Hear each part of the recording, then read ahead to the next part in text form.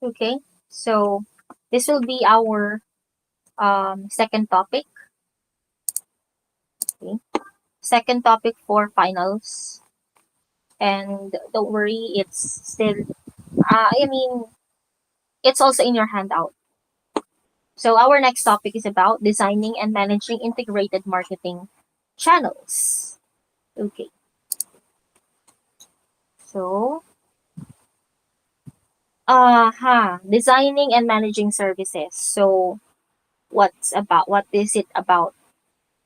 Um, we need designing managing services. The service producing sector is expected to continue generating the most jobs in the future economy, and because of that, because of the shifting employment landscape, the goods producing sector is expected to decline in terms of employment, with manufacturing experiencing significant job losses. And that is why there is also a growth or growing importance of service marketing. So what's why the increasing focus on the service sector has led to a growing interest in understanding and effectively marketing services. So, anong ibig sabihin niyan? Bakit siya, bakit nagkakaroon ng, bakit mas nagiging dominant ang service industry? It is because of the shifting employment landscape. Why? The goods producing sector is expected to decline in terms of employment, with manufacturing experiencing significant job losses. This might be, you know, because of the priorities shifted. Like, um, hindi na kasi ganun kaano yung, tawag dito, pagdating sa background, sa educational background, ayaw na natin maging factory worker, something like that. It is not that lucrative anymore, and that is why they are already shifting, because of the decline of the manufacturing industry. That's when the service marketing or services um increase in demand. Okay, so there.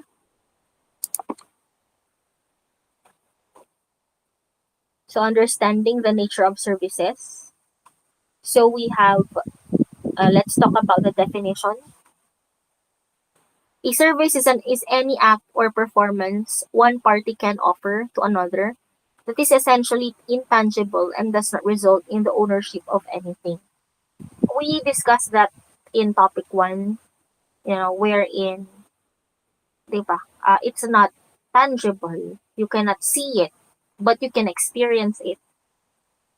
So, that is it. A service is something na hindi mo siya mahahawakan pero na-experience mo lang siya, and it's consumable, and hindi na siya pwedeng maibalik.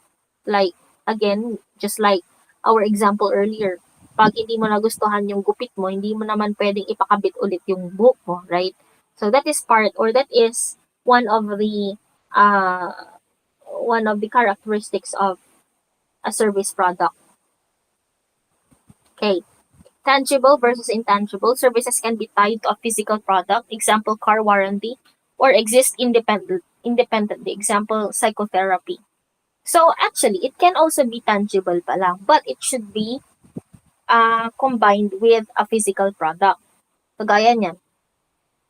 Siyempre, you cannot have, or you cannot, anong tawag dito? Wala namang car warranty kung walang car. Right?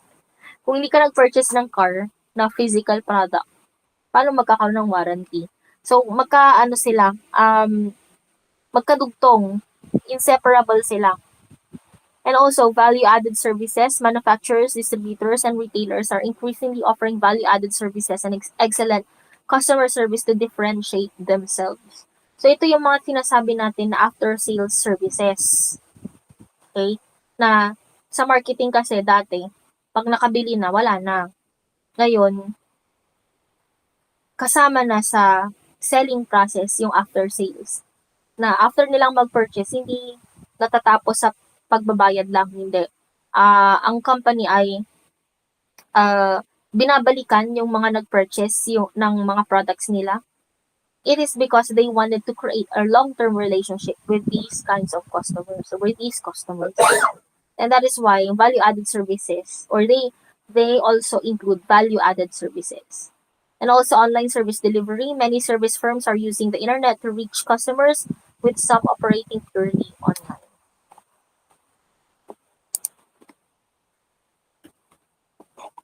So what are the categories of the service mix? We have pure tangible good, products with no accompanying services such as soap,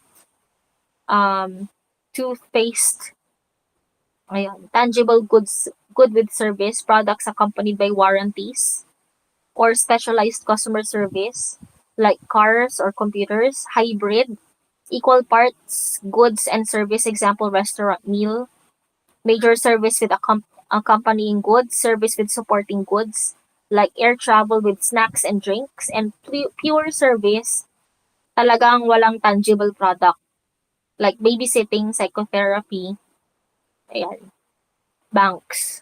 Wala, pure service ang mga yan. So, yun yung parang spectrum niya.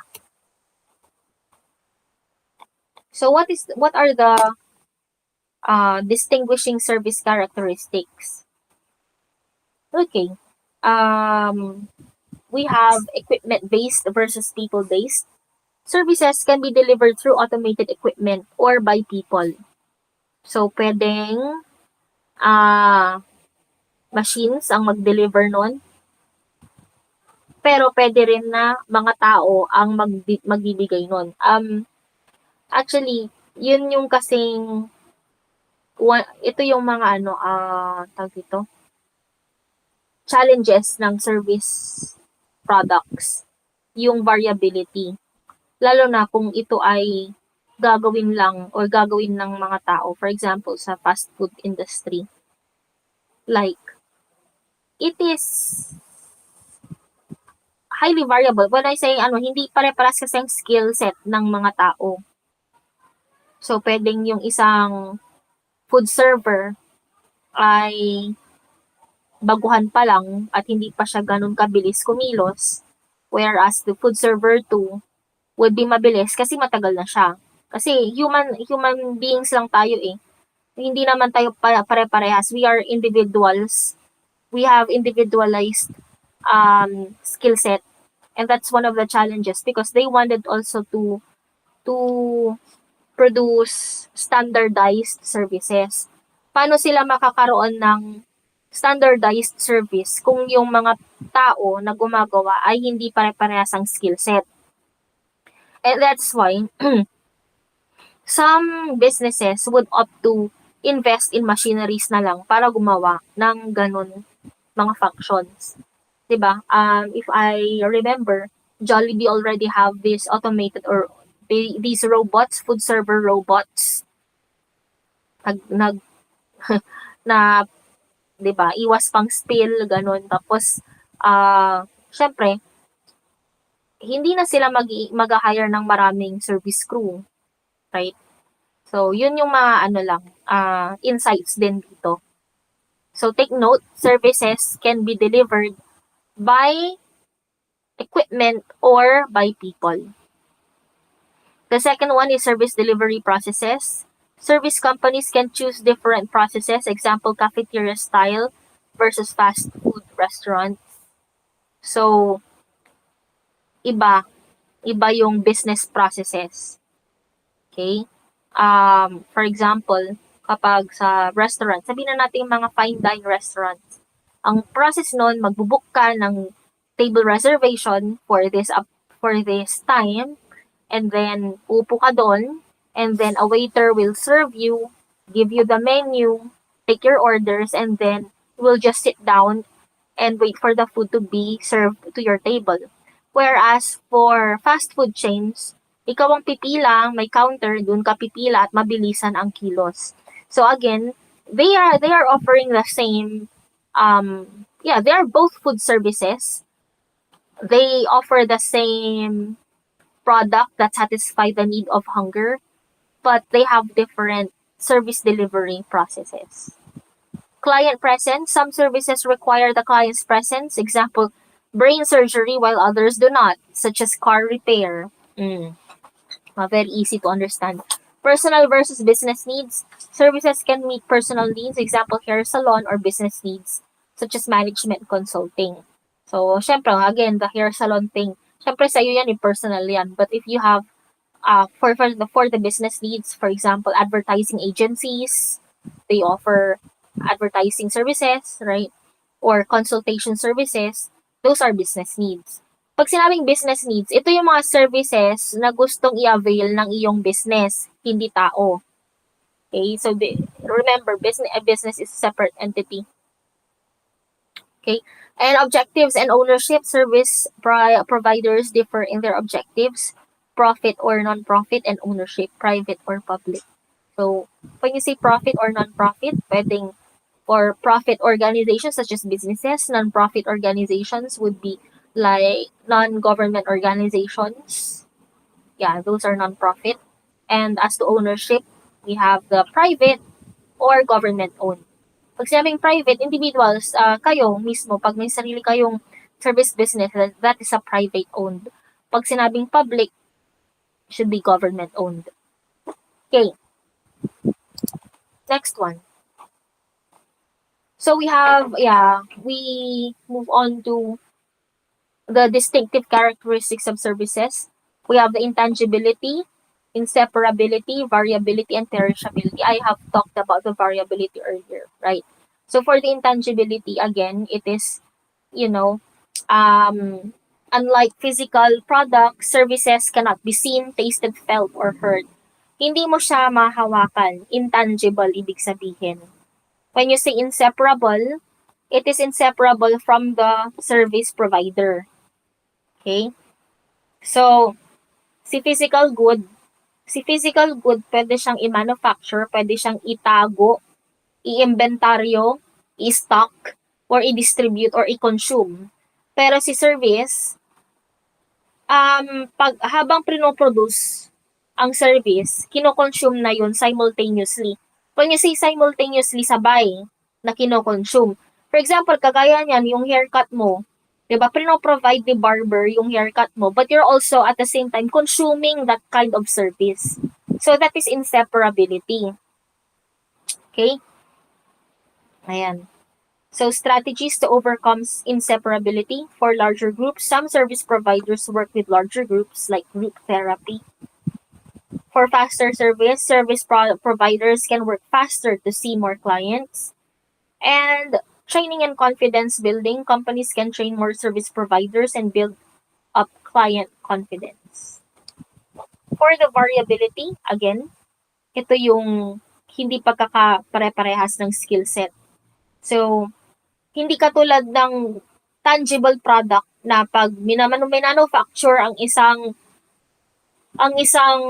bagay, kay kunwari, ang isang mug, pare-parehas yung itsura niyang lalabas.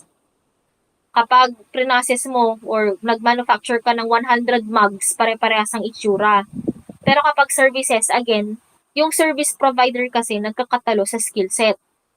Right? I have mentioned that earlier. So, the quality of the service may vary and it may not meet the standard of the company. So, yun yung mga challenges niya.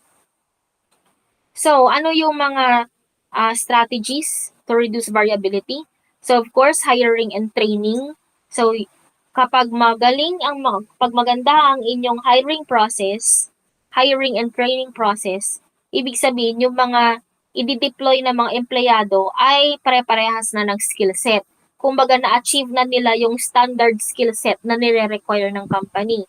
And at the same time, nasala na sila ng mabuti during the hiring process. That is why very meticulous ang pag-hire ng mga empleyado. Kasi, again, it's part of the fixed expenses or fixed cost, right?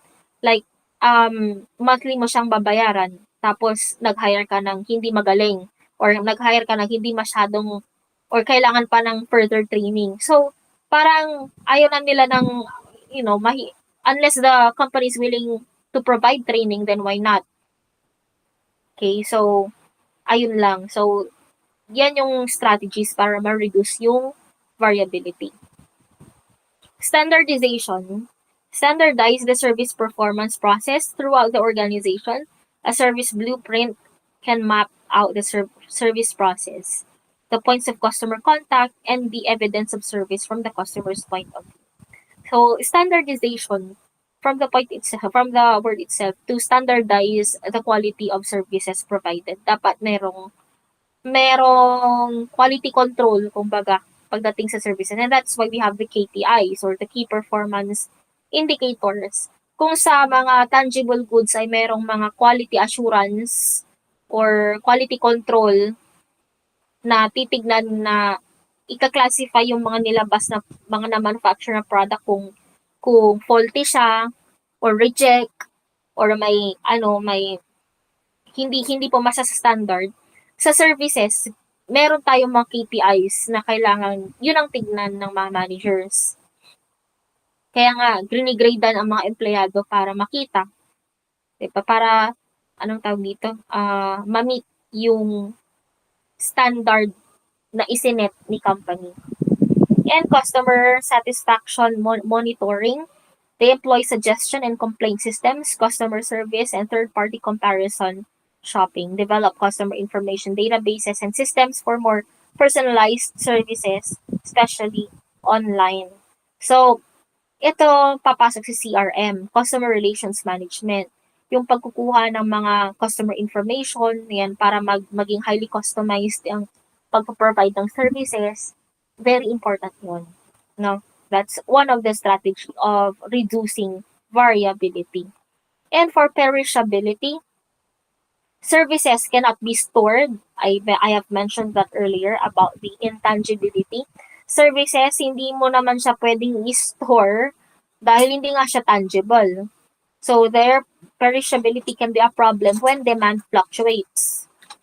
To accommodate rush hour demand, public transportation companies must own more equipment than if demand was even throughout the day.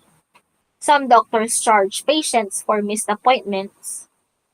Wow, because the service value, the doctor's availability exists only at the time of the appointment. Ayun lang. So, that's how they counter perishability or some of the problems. So, demand and yield management, the right services must be available to the right customers at the right place at the right time and right prices to maximize profitability, which is totoo naman, no? For example, na-miss mo yung appointment, nasayang yung oras mo, kunwari ikaw yung doktor, imbis na nakapag-accommodate ka ng ibang tao or ibang pasyente, inintay mo si patient na nagpa-reserve or nagpa-appointment sa'yo, and then hindi siya dumating. Sayang. And, syempre, i-charge mo yun. Yung missed appointment. Kasi, loss mo yun eh. And strategies to match demand and supply. We have differential pricing, shift demand from peak to off-peak periods, and cultivating non-peak demand. Promote services during off-peak period. Example, McDonald's breakfast service, hotel mini vacation weekends. So, differential pricing, dito, shift demand from peak to off-peak periods. Okay, so, sa mga resorts, syempre kapag during summertime, pag summertime at doon ka na nagpa-book, mahal na yon. Magkakaiba-iba ang presyo ng bawat araw. Lalo na kung nalalapit na yung nag-near na yung long weekend, tataas na yung demand niyan eh. So kung nag-late kang nag-book, kung late ang booking mo, mahal na yung presyo sa'yo. Pero kung nag-book ka months before, during the off-peak period, for example, gaya ng ginawa ko noon na nag-book ako ng March pa lang for booking ng November kasi long weekend. Mura pa yung pinag-avail ko ng booking ng hotel reservation noon. Kasi nga hindi pa siya in demand, hindi pa siya wala pa naka-promo siya during that time. No? So ganun yung mga strategies para ma-counter yung itong problems pagdating sa perishability. What else? Cultivating non-peak demand. Yep. Example would be McDonald's breakfast services. So, meron silang specific breakfast meals and then doon lang nila isa-serve. Pagdating ng alas 10, wala na yung ganong breakfast meals. So, that's cultivating non-peak demand. Okay. So, that's it. If you have questions, again, comment your questions on stream. And take note, quiz on Wednesday, Friday will be your exam.